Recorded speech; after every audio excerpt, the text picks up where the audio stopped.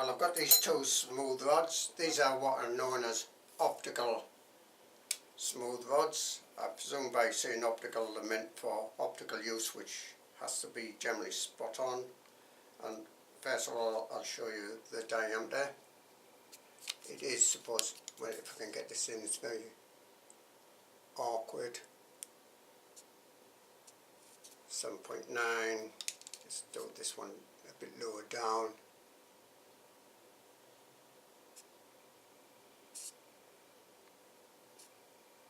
I'm doing that at an angle 7.8.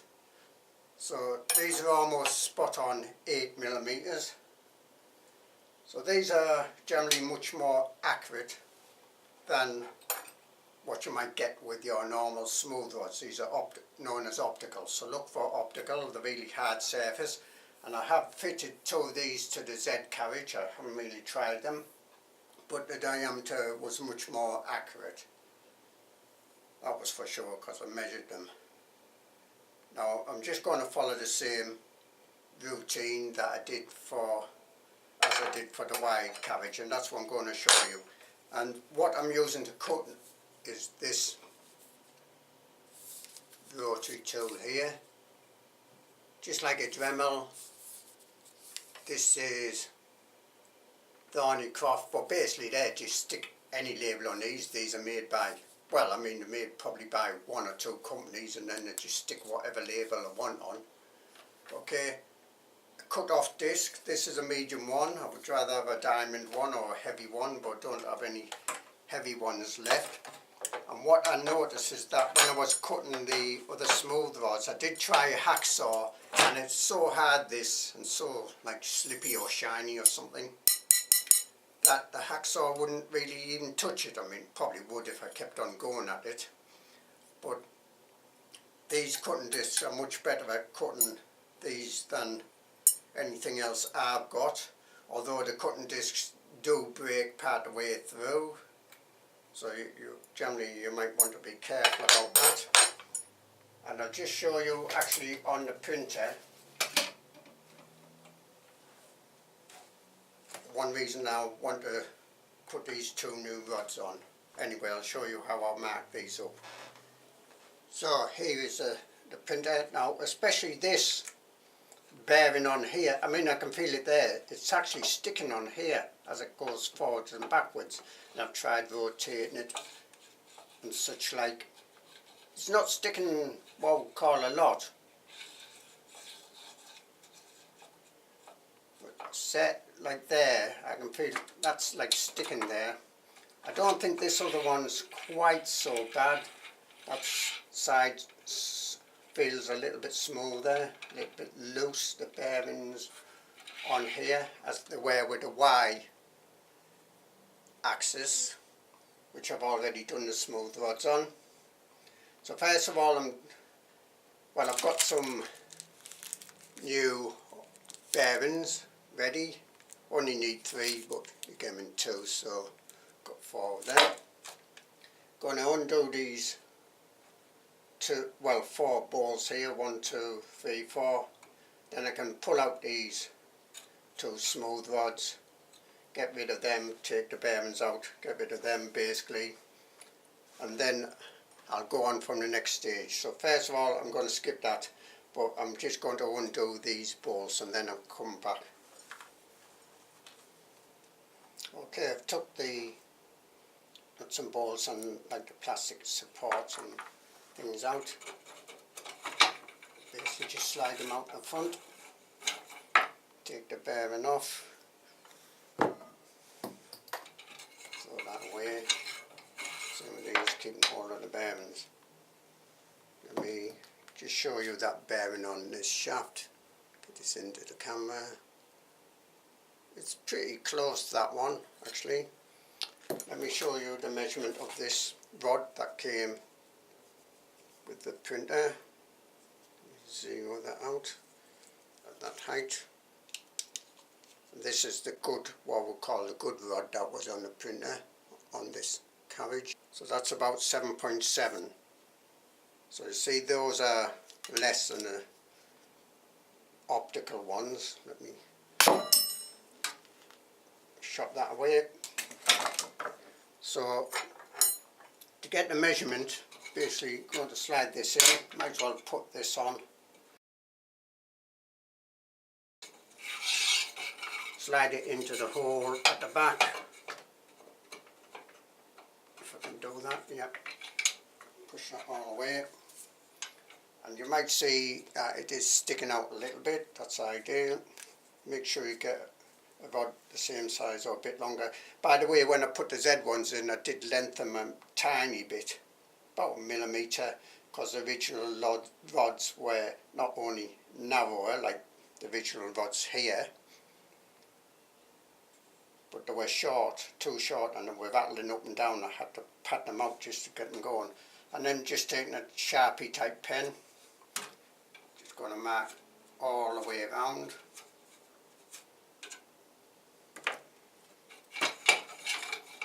Take it out. So basically then I'm going to cut that off using a Dremel type tool I talked about. And I'm going to do one at a time, because the two different, you can't assume that the two like lengths are going to be exactly the same. So I'm going to start cutting this now, this one, and I'm going to show you that. This is what I'm using. I would recommend the heavier ones actually, and you certainly want some safety sort of glasses on. Prefer to use gloves when you, and this jobber, like Black & Decker jobber, don't have to make them anymore, does have a V groove in, so it's ideal for holding round objects, in this case in a wooden jar. Tighten that up, adjust it a bit, tighten that up nice and firm, and then I'm going to turn this round a bit so you can see a bit better.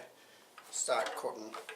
I have a file to take off any burrs, possibly give a little bit of a chamfer on the edge, but this is extremely hard metal, as I mentioned. So I've turned this round so you can see a bit better. I've got an old towel below to catch any bits of filings and such like. Gloves on. Yes, gloves. And don't forget, these are from the Poundland. Pound, save your eyes. You need them. Do not do it without them.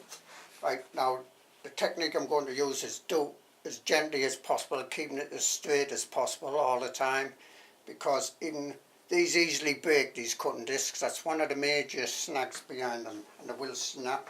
That's why you need goggles and gloves on. Let me roll my sleeves down, something I forgot to do. At least some protection. Okay, got goggles on, double check, yes, make sure the wine's out the way. Let me see if this is getting in the camera at all. Holding it against my leg, lining up.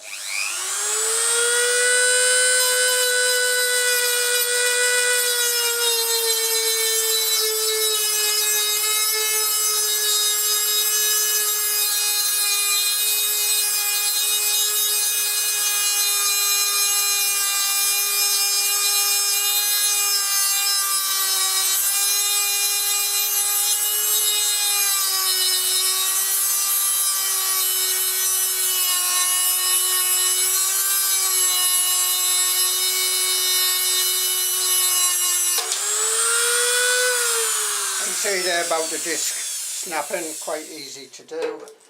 Major drawback of these, obviously unplug it.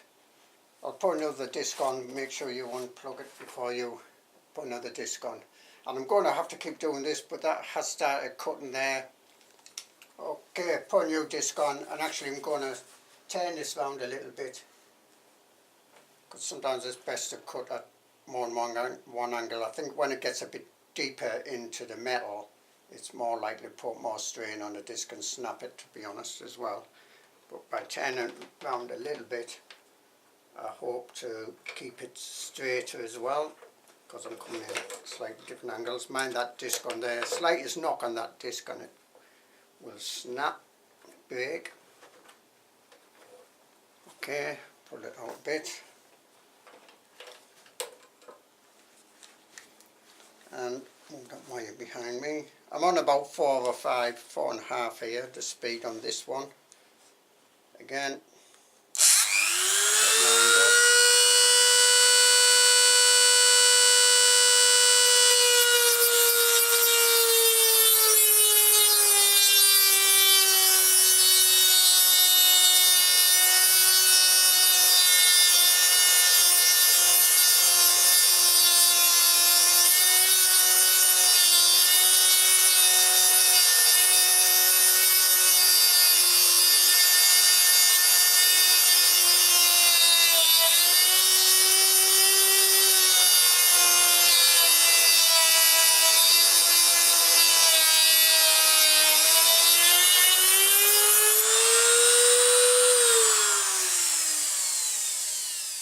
Okay, I'm going to rotate it a bit more there.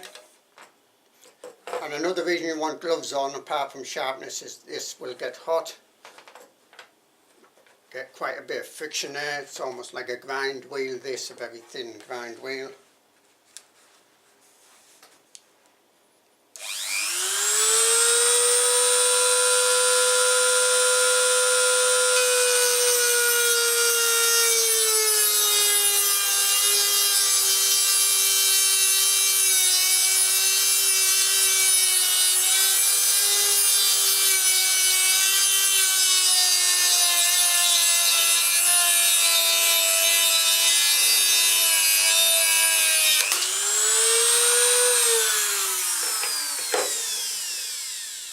Another disc gone, snapped off. Don't press too hard, go very lightly, let the tool do the work. Well, eventually I've got through, it's cut the end off, and I'm just going to use this file just to take any bears off. Remembering that this is quite hot because of the friction of the cutting disc. Remember, go very light, don't be tempted to press hard when you're using those cutting discs, because as you see, they easily, very easily break.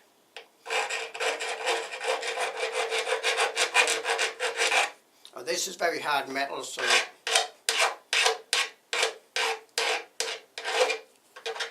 okay, I filed off some of the edges. I'm going to give it, just touch it lightly, see how warm it is. Do not try to take it out or put it in to the printout while it's still anywhere near hot. Still slightly lukewarm, we'll call lukewarm that. I'm going to take it out and try it in. I'll move the camera around to show you that. Okay, got it out here. Just going to try it for fit. Push it into the hole at the back, perfect, because that is spot on in line here with the edge of the metal. Okay, you might just see that there. So this side takes one bearing. I'll put the bearing on and then I'll fasten that up, and then I'll do exactly the same with the other one, except that that takes 2 bearings on. But doing that separate because there might be a different distance. Don't want to get them mixed up. I'll just show you the offcut.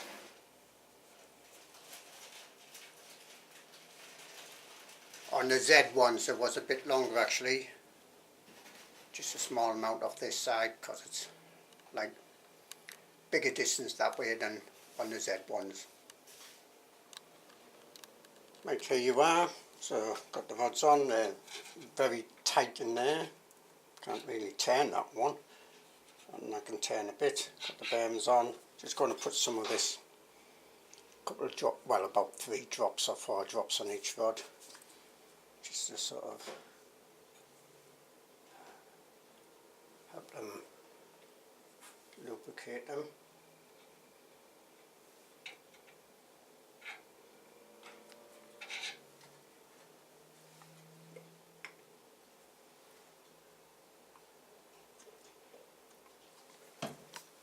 Slide it back a few times, forwards and backwards, maybe.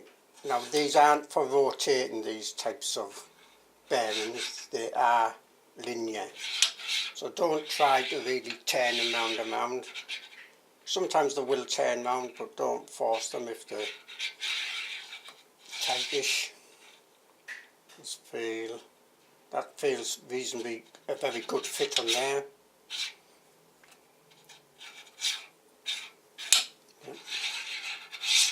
Well, as I say, I'm doing some work on the build plate.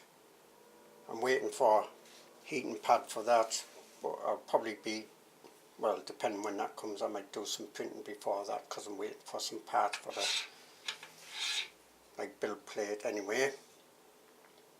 So that's that done really. Now I probably will do the X carriage as well. There are some marks on this. I don't know, I'll have to see how, what I think. This does feel a little bit rough, slightly, there, if I put my fingers, as I run my fingers on here. What's this one? And that one feels a little bit rough on this bottom edge. Not a lot, just a bit, but sometimes it might not take a lot. Don't forget we're talking about accuracies of 0.1, I think it is. So anyway, that's my bearings, how I done my smooth rods. As I say, this is very hard, so something like a hacksaw, unless you got like a machine tool to do it, not very good. Those cutting discs with the Dremels aren't too good. As you see, they do snap, so be careful what you're doing, but eventually they do get through if you take your time, let the tool do the work, don't put too much pressure on them, etc, etc. That's about it. Right, I'll finish off this video there.